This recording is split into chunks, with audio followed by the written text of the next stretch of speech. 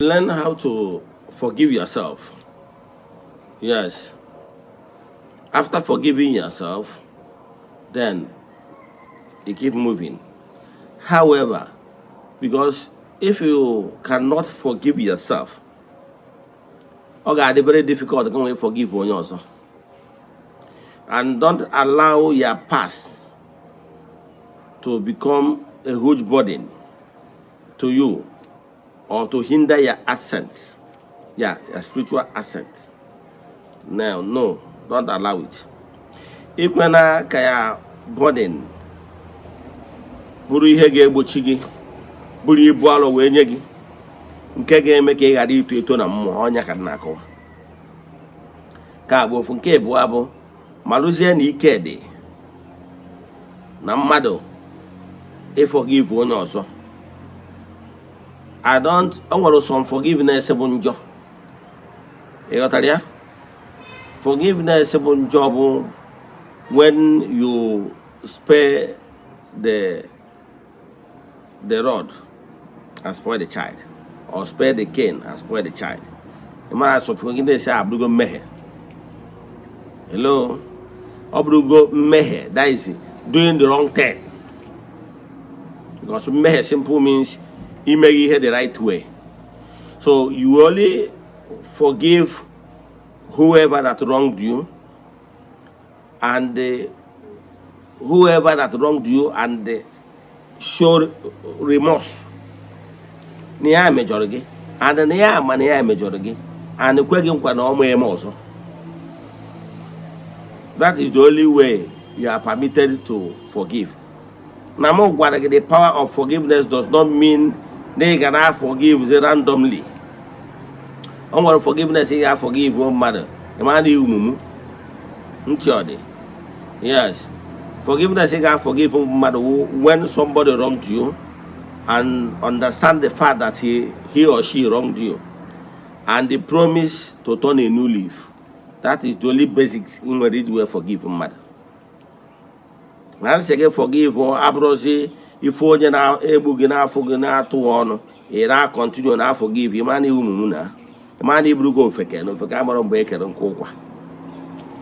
can only forgive somebody that wronged you, and show that near majority where you are. Every chukwu get put me henine no understand no more that wronged him.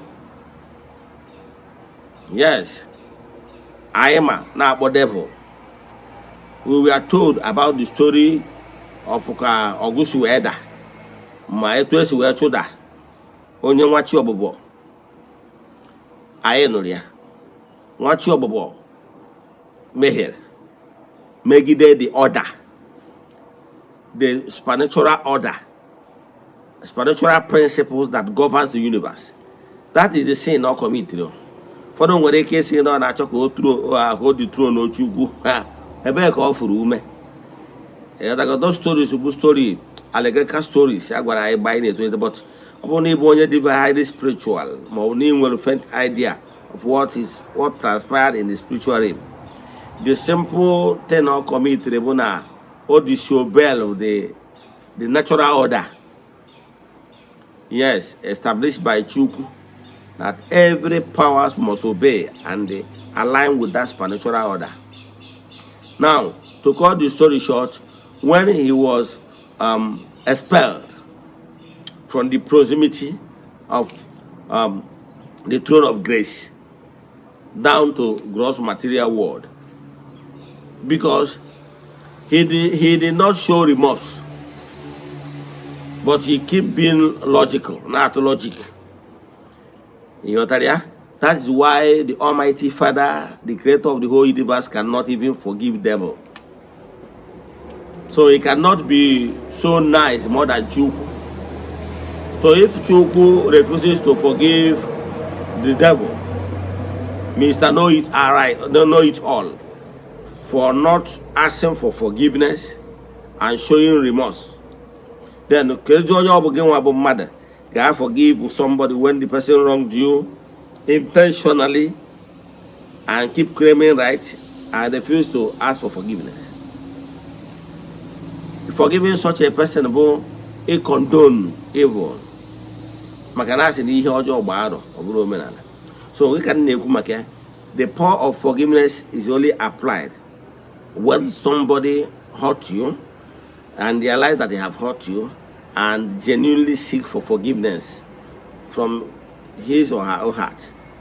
That is when you are obligated to forgive. So, but upon a matter bego yogo, show remorse. Yes, a yogi ditch, a mother would take yogi based on the Hagwadia me. You must see the humility, you must feel the gentility, you must see the new ways to turn a new life. Here they put into consideration, into scale, before you now decided finally you have let go. Yes. So malo na forgiveness is the key. But you can use it rightly. Like the same thing what is happening in the universe. Everything given to you in the universe must be used rightly.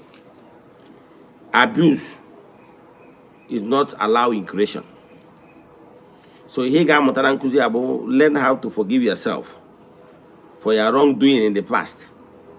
Then learn how to forgive others when they genuinely chigaria. If not, you will keep messing everything up. But if you forgive, a man of supernatural forces will forgive you. When you wrong them, show remorse, they will forgive you. Because they not forgive. That is the power of forgiveness. So learn to apply it in your life. And whereby anyone you not forgiven, when somebody wronged you, and you understand this person wronged you without knowing it. Yes, it's not the person did not wrong you out of nowhere he came. It's not the person did not wrong you out of to belittle you, but the person to mal that he or she thought it was right. You can't forgive that one. Yes, that is where the right forgiveness comes in. But not when look down on you, decide to humiliate you, and you forgive. If you do that one, you are a coward. You know, if that one does not apply, what apply is when somebody do the wrong thing. Because sometimes someone forgiveness, you forgive one mother. Imagine the wrong group, that is nature. If I'm teaching you about life, I'm teaching you what nature wants from you. It's not sentiment or being emotional. It can never be more emotional than me. Yes, it cannot have more that attribute of obiebere, kariam. But you must learn to call a spade a spade. Yes. That is the only way you can be a better human being. And a man their freedom can another person's freedom starts. And in creation you are not permitted to trample upon others, humiliate others because it is selfish. It's not permitted in creation. Then you cover here as my fellow worker said, Emma. Because all those principles go into action, you become a better human being.